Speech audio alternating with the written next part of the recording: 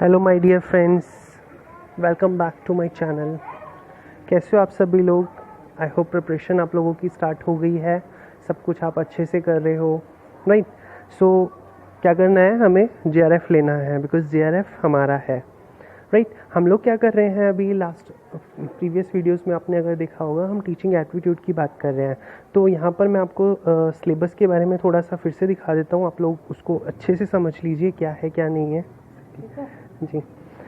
इसमें हमने टीचिंग के कॉन्सेप्ट ऑब्जेक्टिव्स कर लिए हैं। आज जो हम करने वाले हैं वो है लेवल्स ऑफ टीचिंग, ठीक है। इसके अलावा हम कैरेक्टरिस्टिक्स और बेसिक रिक्वायरमेंट को भी कंप्लीट करेंगे। तो आप बने रहिए इस वीडियो के साथ। अगर आपको मेरा ये एफर्ट पसंद आता है तो प्लीज़ इस वीडियो को लाइक करें। चैनल पे अगर आप न्यू हैं तो चैनल को सब्सक्राइब करें और ज़्यादा से ज़्यादा लोगों के साथ इस वीडियो को शेयर करें और मुझे कमेंट करके बताएं कि आपको ये मेरा एफर्ट कैसा लग रहा है। So without wasting your time, just move to the topic. So dear learners, आज जो हम करने वाले हैं that is level of teaching, right? Level of teaching जो है बेसिकली इसमें 3 तरह के लेवल होते हैं जिसको हम एक ट्रायंगल शेप में भी दिखा सकते हैं। इसमें आता है सबसे पहले आपका memory level, then understanding level और थर्ड आता है आपका रिफ्लेक्टिव लेवल। तो जो आपका मेमोरी लेवल होता है ये सबसे लोअर लेवल होता है। ये जो स्टूडेंट्स होते हैं, मींस जो अर्ली एज स्टूडेंट्स होते हैं, बच्चे होते हैं, उन लोगों के लिए ये मेमोरी लेवल की हम बात करते हैं। देन आता है उससे थोड़ा सा बड़ा, है ना, तो वो आता है हमारा अंडरस्टैंडिंग लेवल। अंडरस्टैंडिंग लेवल की अगर हम बात करते हैं तो यहाँ पर मेमोरी भी होती है, मेमोराइज तो करना ही करना है और साथ में उसको थोड़ा सा क्या करना है, इंटेलेक्चुअल बिहेवियर डेवलप करना है।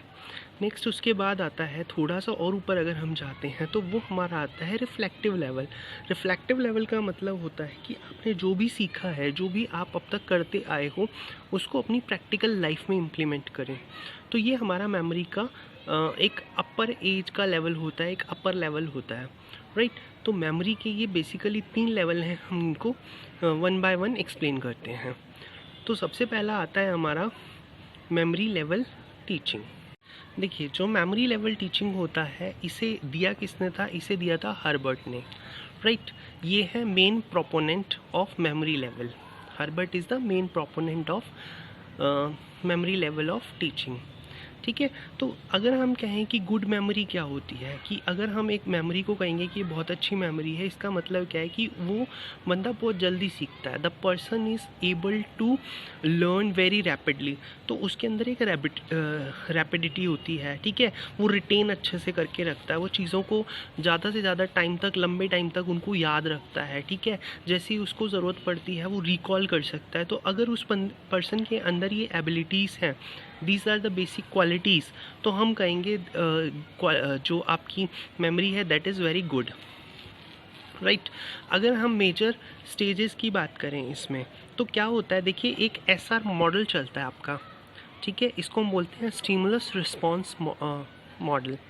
तो जो SR थ्योरी है आपकी, एक साइकोलॉजिकल थ्योरी है, वो यही कहती है कि जैसा हम स्टिमुलस देते हैं उसके अकॉर्डिंगली वो रिस्पॉन्स देता है। मतलब कि एक अगर डिज़ायरेबल बिहेवियर की अगर हम बात करते हैं एक पर्सन के अंदर, तो हम जब बार बार उसको एक स्टिमुलस देंगे तो वो उसके अकॉर्डिंगली रिस्पॉन्स देता है, ठीक है। ये एक साइकोलॉजिकल थ्योरी है, अगर आपने पढ़ी है तो बहुत अच्छी बात है, नहीं तो आप एक SR थ्योरी के नाम से इसको जान सकते हैं कि हमें क्या करना होता है, एक स्टिमुलस देना होता है। स्टिमुलस का मतलब होता है कि आप जैसे ही हिंट देते हो, एक हिंट देते ही उसके अकॉर्डिंगली आप रिस्पॉन्स देते हो। जैसे स्कूल के अंदर बैल बजती है, बैल बजते ही क्या होता है, हमें पता लग जाता है कि अब एक रिसेस टाइम हो रहा है, ठीक है, या फिर हमारा छुट्टी का टाइम हो रहा है, अब जो है स्कूल का ऑफ होने वाला है। तो वो क्या है हमारा, हम उसके अकॉर्डिंगली रिस्पॉन्स देते हैं, राइट? तो ये क्या है, स्टिमुलस रिस्पॉन्स थ्योरी। अब क्या होता है, एक बार, 2 बार, 3 बार, जब हमने बार बार एक ही चीज़ का हमें स्टिमुलस मिला तो हम उसके अकॉर्डिंगली रिस्पॉन्स देना शुरू कर देते हैं। तो ये हमारी मेमोरी लेवल ऑफ टीचिंग होती है, ठीक है।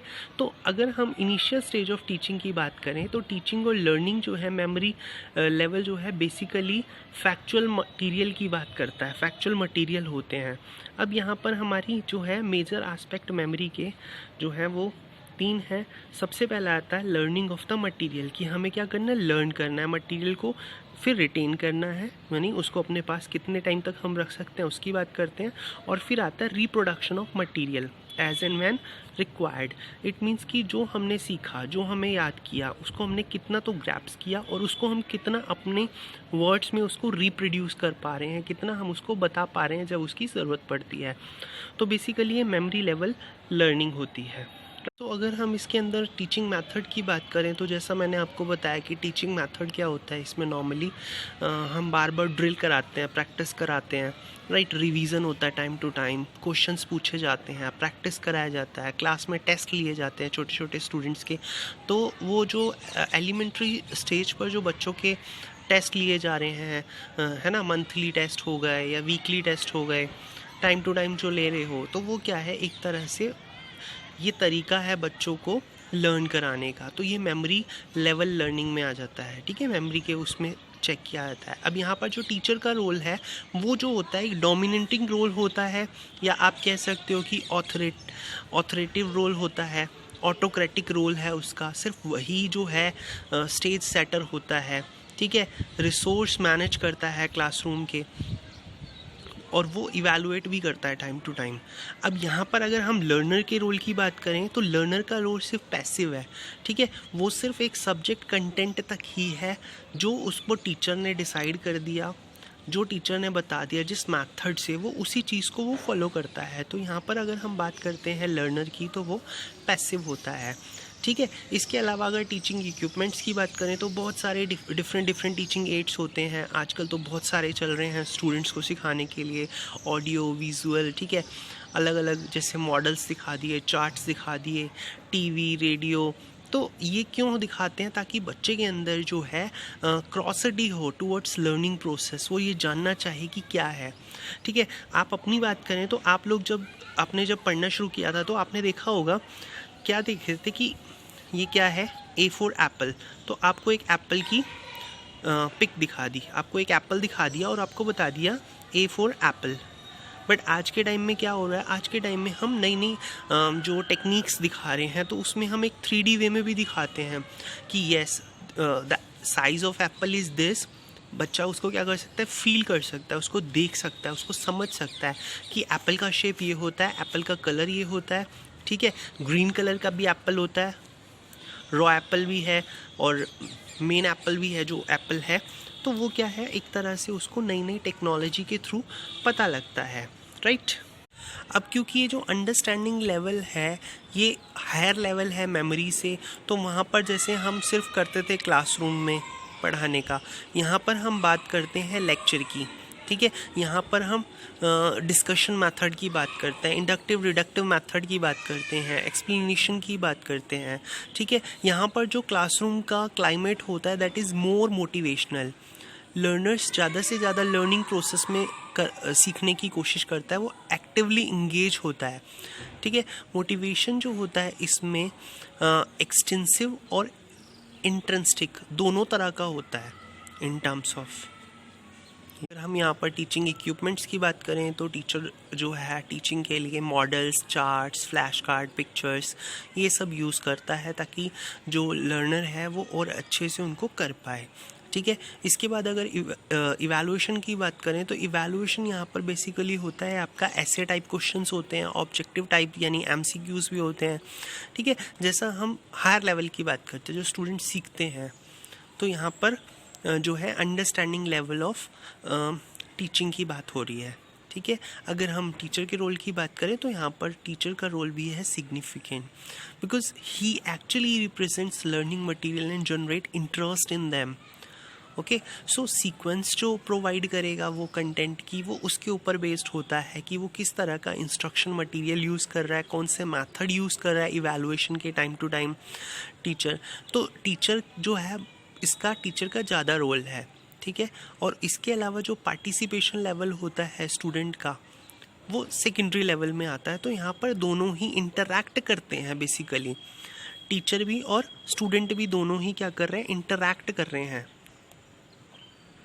और नेक्स्ट हमारा जो लेवल आता है ये आता है हमारा रिफ्लेक्टिव लेवल ऑफ टीचिंग। इसको हम शॉर्ट में RLTB बोलते हैं, reflective level of teaching. Basically ये क्या है, आपका इंट्रोस्पेक्टिव लेवल है, यानी यहाँ पर हम प्रैक्टिकल लेवल की बात करते हैं, प्रैक्टिकल एस्पेक्ट की बात करते हैं। बिकॉज जो आपकी सोसाइटी है वो क्या एक्सपेक्ट करती है, that expect a person should be able to understand the whole scenario and apply his own knowledge. Okay, so ये क्या होता है बेसिकली, यहाँ पर हाईली थॉटफुल और यूज़फुल चीज़ों की बात करते हैं। मतलब जहाँ पे उसने जो मेमोरी लेवल में सीखा या जो अंडरस्टैंडिंग में करा, अब उसको एक्चुअली रिफ्लेक्ट करना है, उसको अब प्रैक्टिकली यूज़ करना है। ठीक है, तो ये जो होता है यहाँ पर थिंकिंग डीपली अबाउट समथिंग, यहाँ पर वो किसी चीज़ के बारे में ज़्यादा डीप वे में सोचता है। यहाँ पर जो होता है एक्चुअल में उसको प्रॉब्लमैटिक सिचुएशन दी जाती है। Student is made to face a real problematic situation, now he has to identify, right, define and then he is try to find out the solution of that problem. So that is the main objective of reflective level of teaching. Now move to the variables of teaching. So variable, if we talk about the variables of teaching, there are three types of variable, that is independent, dependent and intervening variable. So independent variable means the variable which is not dependent on anyone. Independent, as the name suggests, he is independent. तो अगर हम classroom की बात करें, classroom की activity की बात करें, तो यहाँ पर जो रोल होता है टीचर का वो इंडिपेंडेंट होता है, राइट। और अगर डिपेंडेंट है, डिपेंडेंट मीन्स वो डिपेंड कर रहा है किसी के ऊपर, the person is depending on someone. So depend कौन कर रहा है, स्टूडेंट। स्टूडेंट किसके ऊपर डिपेंड कर रहा है, he is depending on teacher, right. और अगर हम इंटरवेनिंग वेरिएबल की बात करें, इंटरवेनिंग वेरिएबल का मतलब होता है एक ऐसा वेरिएबल वो ना तो इंडिपेंडेंट है ना ही वो डिपेंडेंट है, मतलब इन दोनों के बीच का है, दोनों ही इंटरवेनिंग में आते हैं। Both variables come under intervening. तो इसमें क्या होता है, हमारा टीचिंग मेथड्स हो गए, इंस्ट्रक्शनल मेथड्स हो गए, फैसिलिटीज़ या मोटिवेशनल टेक्निक्स हो गए, या जो हमारे इंस्टीट्यूशंस होते हैं, स्कूल्स होते हैं, that comes under intervening variable. Okay, अगर हम टीचिंग प्रोसेस की बात करते हैं तो टीचिंग प्रोसेस हमारी दो तरह की होती है। स्टार्टिंग में अगर हम बात करें, that is teacher and student और द लर्नर। ये टू वे प्रोसेस है, टीचर से स्टूडेंट या लर्नर की तरफ और लर्नर से टीचर की तरफ, right. It is also called bipolar process. Next आती है हमारी ट्रायंगल शेप में, that is teacher, learner and curriculum, जो हमने लास्ट वीडियो में भी डिस्कस किया था। तो ये हमारी क्या है, teaching learning process, teaching learning process, जहाँ पर टीचर भी है, लर्नर भी है और करिकुलम भी है। तो ये हमारी ट्राइपोलर प्रोसेस होती है, राइट। नेक्स्ट आती है हमारी क्वाड्रीपोलर प्रोसेस। तो यहाँ पर हमारे 4 पॉइंट्स होंगे, लाइक टीचर भी है, लर्नर भी है और करिकुलम भी है। इसके अलावा हम एक और चीज़ को इंक्लूड करते हैं, दैट इज़ इन्वायरमेंट। ठीक है, ये जो है it's a modern concept, because education is more than a tripolar process, जहाँ पर सिर्फ हम किसको इन्वॉल्व कर रहे थे, स्टूडेंट को, सॉरी टीचर को, लर्नर को और करिकुलम को। बट यहाँ पर हम क्या कर रहे हैं, हम यहाँ पर इन्वायरमेंट को भी इंक्लूड कर रहे हैं। तो ये जो है क्वाड्रीपोलर प्रोसेस है, ठीक है। इसके अलावा हम कुछ और कॉन्सेप्ट्स भी करते हैं आज टीचिंग के। So just move to the another concept of teaching. तो देखिए यहाँ पर जो बिलीफ है या आइडिया है वो इम्प्रेस्ड होते हैं अपॉन अदर्स। जो एक बड़े पर्सन ने बता दिया, जो एक रिलीजियस गुरु ने बता दिया, हम उसी को फॉलो करते हैं, ठीक है। हमारा बिलीफ सिस्टम वैसा ही बन जाता है जैसा वो बताते हैं। तो इसमें हम टीचिंग को भी इंक्लूड करते हैं, ठीक है। जितने भी धर्मगुरु बताते हैं कि ऐसा करना चाहिए, वैसा करना चाहिए, ये सही है, ये गलत है, तो वो हम उन चीज़ों को इम्प्लीमेंट करते हैं। हम बोलते हैं यस ये सही बोला गया है, ठीक है। बचपन में बच्चे को जो चीज़ सिखाई जाती हैं, सही क्या है गलत क्या है, वो उसकी लाइफ लॉन्ग तक वो उसके माइंड में रहती हैं चीज़ें। तो वो क्या होती है, वो इंडोक्ट्रिनेशन होती है। इसीलिए हम बोलते हैं इसको हाईएस्ट ऑर्डर ऑफ टीचिंग, ठीक है। कोई भी इंडोक्ट्रिनेशन पॉसिबल नहीं है विदाउट टीचिंग, टीचिंग के बिना इंडोक्ट्रिनेशन पॉसिबल ही नहीं है, ठीक है।